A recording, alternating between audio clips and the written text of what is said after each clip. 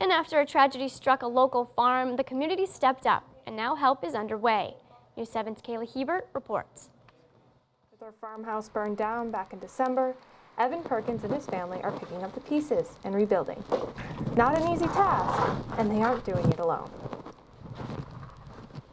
This is basically 3 days work with the crew and then a lot of time by myself and a couple other people who have shown up here and there to get the site prepped and then working in the midweek in between the weekends.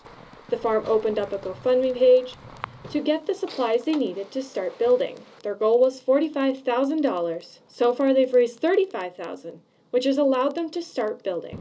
Well, we right from the very start, we just had neighbors coming by bringing us food and things like that from the beginning, and I'm sure there's been 75 or 80 different people who have showed up here and helped out in some way, and then lots of people from the community who are continuing to contribute to our GoFundMe campaign and other things like that.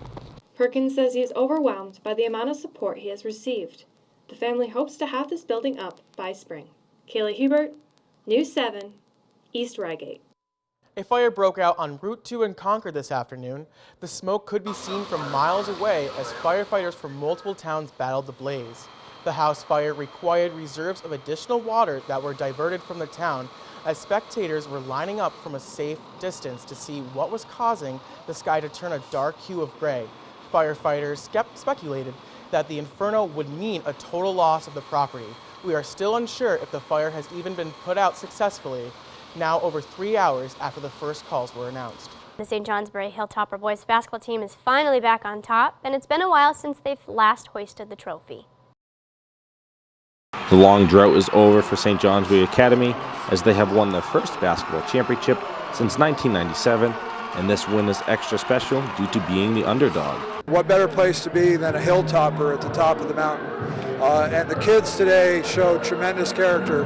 We're behind the entire game until the fourth quarter, and when they got it, they kept it and stayed with it. Coach McGinn achieved his goal by having the word championship define what the academy is all about. So, when I came to the academy, I said one thing I want for us is for anybody who wants a championship to feel like they have to come through St. Johnsbury.